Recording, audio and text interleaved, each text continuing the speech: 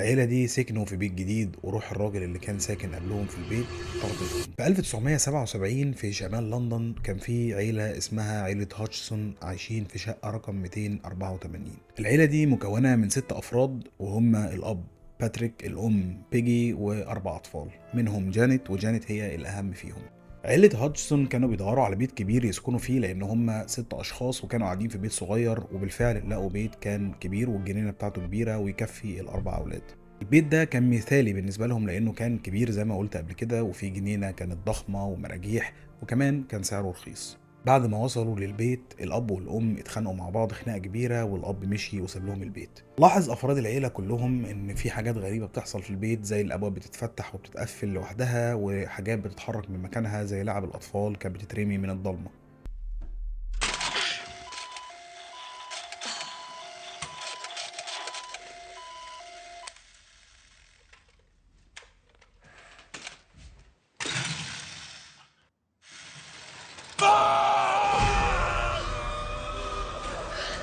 ده غير كمان ان كان بيبقى فيه صوت خبط في الحيطان. الام طبعا فسرت الكلام ده كله انه ممكن يبقى ضغط نفسي او هوا. الام كانت فاكره في الاول ان الاطفال بيحاولوا يخوفوا بعض، يعني زي ان هم يرموا الكور لبعض من الضلمه، او مثلا ان هم يعملوا مقالب في بعض. وحتى كل الاحداث اللي كانت بتحصل في البيت دي كانت مش مخيفه بالنسبه لهم، هي كانت عامله لهم شويه قلق كده وكانوا بيحاولوا يتعايشوا معاها. ولكن مع الوقت الموضوع بقى اصعب واصعب عليهم، الابواب بقت تتفتح بشكل اعنف، وكمان العفش بتاع الشقه كله كان بيتحرك من مكانه. وفي مره كان في زي دولاب كده في اوضه البنات اتحرك من مكانه، قفل عليهم الباب لوحده. انا قلت لك ان جانيت هي كانت اهم واحده في الاولاد كلهم، وهقول لك دلوقتي ليه. جانيت كانت عنيفه جدا مع اخواتها، وكان بيجي لها نوبات غضب ونوبات صرع، كمان كان بيجي لها تشنجات. التشنجات بتاعتها كانت مختلفه خالص. كانوا بيقولوا ان التشنجات بتاعتها كان بيبقى كل حته في جسمها باصه في حته، يعني الرجل باصه في حته والجسم من فوق باص في حته تانية خالص، وشكلها كان بيبقى مرعب. ده غير انها كانت بتتكلم بصوت مش صوتها، وكانت بتقول دايما انها اسمها بيل ويلكنز وهي صاحبه البيت ده، وانهم لازم يمشوا ويسيبوه.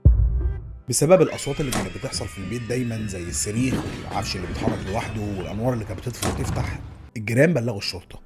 والشرطه جت بالفعل كذا مره وبصوا في البيت كله، وكانوا بيقولوا ان في البيت ده بيحصل حاجات غريبه مش قادرين يفسروها. طبعا لما الشرطه قالت كده كذا مره وكانوا بيترددوا على البيت كتير، الجيران والناس اللي في المنطقه كلهم شكوا في البيت، وابتدى يطلع على البيت كلام ان فيه جن. الصحافة وصل لهم الكلام ده والموضوع انتشر أكتر، ولما الموضوع انتشر أكتر وصل الاتنين دول باحثين في الماورائيات وكمان دكاترة نفسيين. موريس وفير بلاي حطوا كاميرات في كل حتة في الشقة وصوروا كل حاجة كانت بتحصل وسجلوها صوت وصورة، وكمان عملوا لقاءات مع جانيت، وجانيت كانت بتتكلم معاهم بنفس الصوت التخين اللي مش مفهوم. Is anybody there? No, no. Who's there? Doctor, Doctor Who? وكانت برضه بتقول نفس الكلام ان هي اسمها بيل ويلكنز وانها صاحبة البيت ولازم يمشوا ويسيبوا البيت. بوجود موريس وفير بلاي في البيت الاوضاع بقت اصعب بكتير. العفش بقى يتحرك وبيطير في الهواء من مكانه، صوت الخبط في الحيطان وتكحيت في الحيطان كأن حد ايديه حديد بيكحت في الحيطان كلها. وجانيت بقت اعنف بكتير من الاول، وبقى يجيلها نوبات صرع اقوى، والتشنجات عندها زادت اكتر بكتير.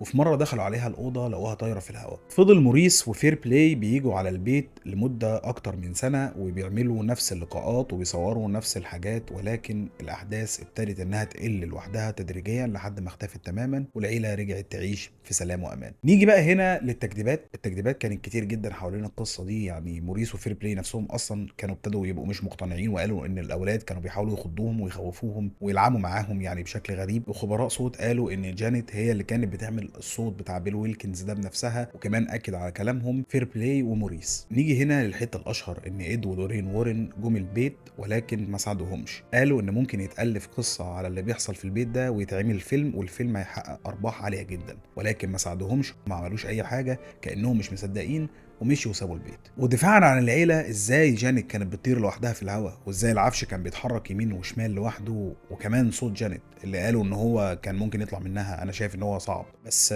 ما زالت الموضوع محير جدا وهو لغز كبير. انا عن نفسي شايف ان هم بالفعل كان عندهم زي ظاهره كده غريبه في البيت، ولكن في الاول وفي الاخر هم زودوها وحاولوا ان هم يوصلوا للشهرة وخلاص. عشان كده فضل الموضوع مستمر 18 شهر، واكبر دليل على كلامي ان الموضوع اختفى لوحده، مفيش حد تدخل ومفيش حاجة حصلت. لو انت رأيك من رأيي اكتب لي في الكومنتات وقول لي انت شايف زي كده يعني، ولا انت شايف ان هي كدابة او هم كدابين، ولا شايف ان هم بالفعل كانوا من الاول للاخر بيعانوا من ظاهرة او مس شيطاني يعني. بس مع السلامة.